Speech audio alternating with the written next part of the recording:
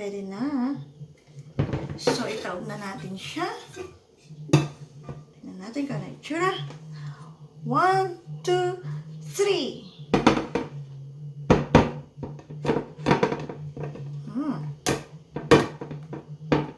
Kapit na kapit. Ayun. Bumaba na. Wow! That's nice. Ang cute niya. Ayan, oh. Nice. Welcome back again to my humble kitchen. Today, gagawa ako ng pandan jelly. Yes, super yummy and it's only 3 ingredients and super dali. Alam niyo na naman ang paggawa niyan. Pero ito ay para sa mga hindi pa nakakaalam. So, this is for you guys. So, start na tayo. Ito ang ingredients. So, ito ay para sa pandan natin, pandan jelly. At ito ang isang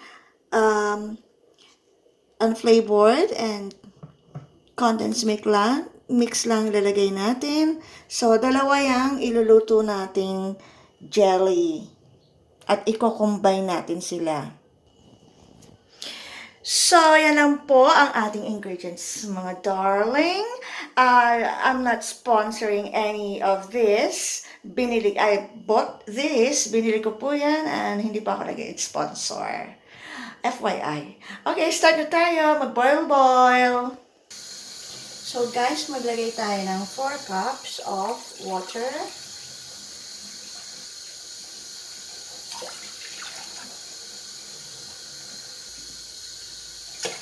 Three, 4. Then, lagay natin ang 1/2 cup of sugar. Init na natin siya sa low heat. And ang pandan flavor na gulaman. Mix lang natin siya. Lutuin lang natin siya sa low heat. Antay lang natin na kumulong konti.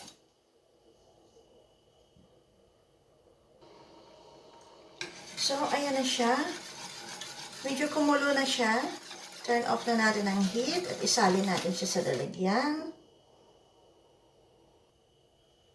So, ilagay natin siya dito. Salin natin siya.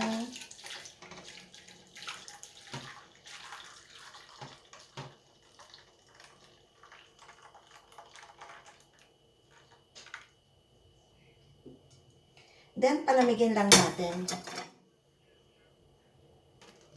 Then, gawa naman tayo ng isa pang jelly with condensed milk, 3 cups of water,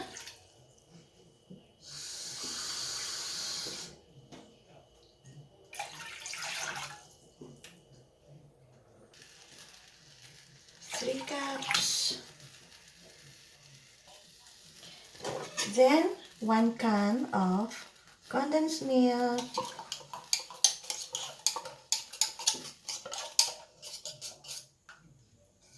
Gusto natin.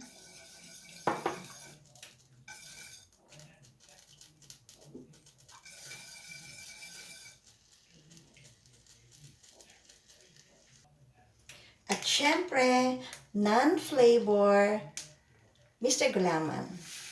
Ayan. Not sponsored. Then, mix lang natin siya. Pakuluin lang natin siya ng konti.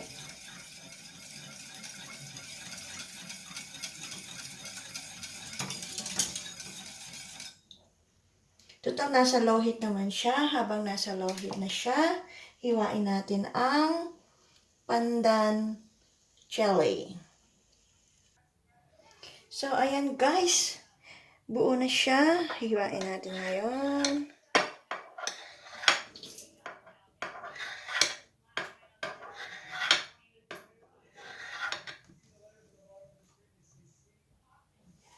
Yan. Hiwain natin siya na pa-cubes.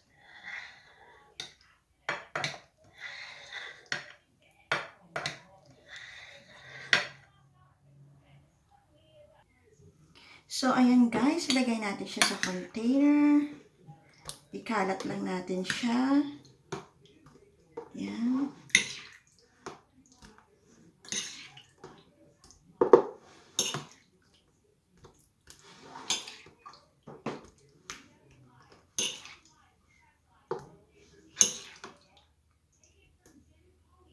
Ayan.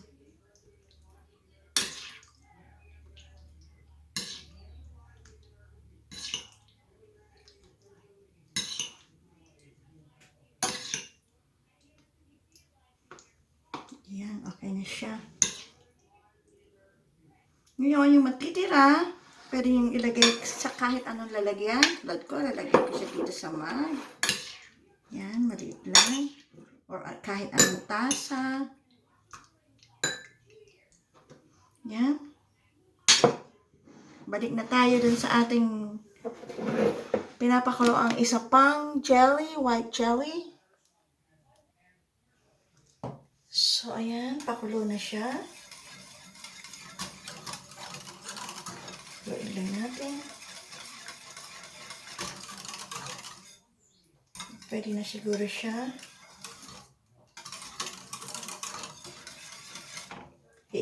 Isali na natin siya doon sa container. So, ayan guys. Lagay na natin siya dito. Isali natin.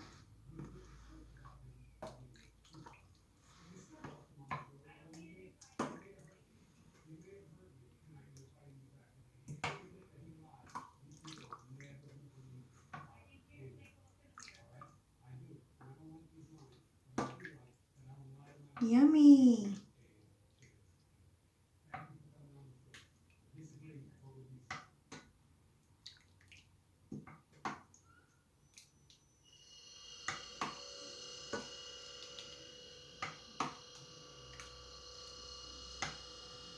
Yan, okay na yan. At lagyan din natin ito. Ito nasa tasa. Ayan. Then, palamigin lang natin siya sa fridge. Patigasin lang natin siya. Ayan, takpan natin siya. Ito, takpan din natin siya.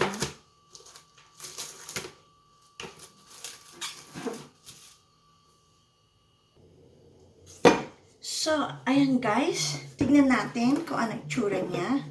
At pinalamig na natin siya sa fridge. So,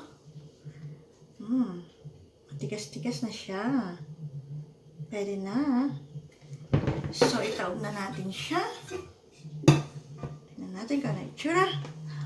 1, 2, 3.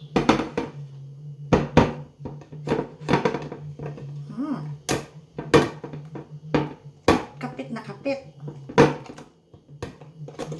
Ayun. Bumaba na. Wow! That's nice. Ang cute niya. Ayan, oh. Nice. And ito naman. Tingnan natin siya.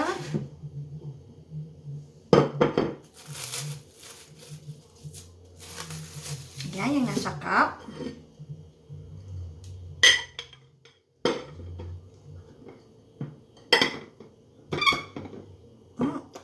Ayun. Ay, ang cute niya.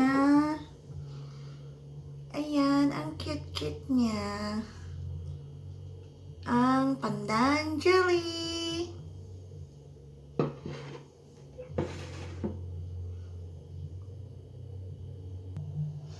So, ayan guys, ang Pandan Jelly. So cute. So yummy. At eto naman, ang maliit. Ayan, cute-cute din siya. O, pwede na yung pambenta. O, isang cup, magkano yan? O, diba? So guys, tikiman time. Tikman natin siya.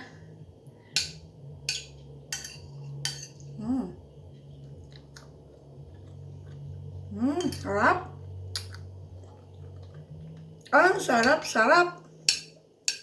Naku, pag lockdown, gumawa na kayo nito. Kain lang ng kain. At saka, it's super mura. It's super affordable. 3 ingredients lang. Mr. Gulaman lang, condensed milk, at saka sugar. Yun lang. Kain tayo. So, thank you for watching, guys. Nabusog kayo sa panonood. And see you on my next video. Bye, everyone. Mwah, mwah, mwah. Hugs to all.